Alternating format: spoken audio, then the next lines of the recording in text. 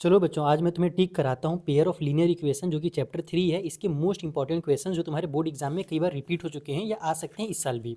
तो सबसे पहले तो तुम लोग जो एग्जाम्पल नंबर 1 है ये जरूर सॉल्व कर लेना। इससे बहुत कुछ बेसिक कॉन्सेप्ट तुम्हारा क्लियर भी हो जाएगा और ऐसे क्वेश्चन भी आते हैं एग्जाम में। उसके बाद तुम सीधे एक्सरसाइज में आ जाओ। और जो हमारे पास एक्सरसाइज 3.1 है, इसका क्वेश्चन नंबर 1 उतना खास नहीं है, उससे ज़्यादा क्वेश्चन नहीं आते हैं। लेकिन क्वेश्चन नंबर 2 का ये जो सेकंड वाला पार्ट है ये जरूर सॉल्व कर लेना।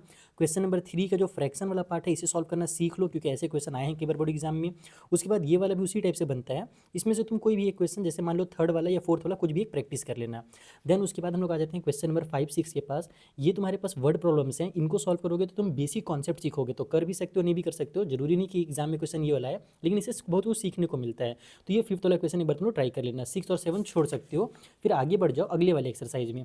यहाँ पर जो तुम्हारे पास एग्जाम्पल नंबर 4 है, इससे तुम लोग सब्सटीट्यूशन मेथड सीखोगे, इसलिए इसको सॉल्व करना जरूर सीख लेना। फोर्थ वाला क्वेश्चन हमारा बन जाएगा। ये वाला उतना इंपॉर्टेंट नहीं है, फिफ्थ वाला।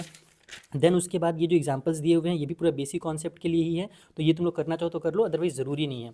अब हम लोग आ जाते हैं सब्स्टिट्यूशन मेथड में। ये डेसिमल वाला और फ्रैक्शन वाला सॉल्व करना सीख लेना। नॉर्मल वाला तो सारे बच्चे जानते हैं। देन उसके बाद ये जो टैक्सी वाला ये क्वेश्चन होता है ना वर्ड प्रॉब्लम में, ये बहुत ज़्यादा इंपॉर्टेंट है, इसको एक बार अच्छे से सॉल्व कर लेना। और यहाँ पर से तुम लोग एक फ्रैक्शन वाला क्वेश्चन सॉल्व कर लेना। टैक्सी वाला हो गया, ये फ्रैक्शन वाला हो गया। ये दो टाइप के क्वेश्चन जरूर एग्जाम में आ जाते हैं, यानी कि इस टाइप से क्वेश्चन एग्जाम में कई बार रिपीट हुए घुमा घुमा करके। तो ये क्वेश्चन की प्रैक्टिस कर लियो। अब उसके बाद आ जाते हैं एलिमिनेशन मेथड में। एलिमिनेशन मेथड सीखने के लिए तुम या तो एग्जाम्पल नंबर 8 को भी बना सकते हो या एग्जाम्पल नंबर 9 को भी बना सकते हो। मैं कहूँगा कि एग्जाम्पल नंबर 9 को बनाओ, ज़्यादा अच्छे से समझ में आएगा एलिमिनेशन मेथड। तो एग्जाम्पल 9 को सॉल्व कर लेना। अब उसके बाद जो हमारे पास क्वेश्चन नंबर 10 है, यानी कि एग्जाम्पल नंबर 10 है, ये भी बहुत इंपॉर्टेंट है, इसको भी सॉल्व कर लेना। नंबर से रिलेटेड है कि दो नंबर को हम लोग ऐड करते हैं तो इतना आता है, वहाँ से इक्वेशन बनेगा। फिर सीधे पहुंच जाओ तुम लोग एक्सरसाइज 3.3 में। इस वाले एक्सरसाइज में यहाँ पर इन क्वेश्चंस को एलिमिनेशन मेथड से सॉल्व करने के लिए कहा गया है, वो तुमने पहले ही सीख लिया एग्जांपल सॉल्व करके, तो यहाँ पर उतना दिमाग लगने की जरूरत नहीं है।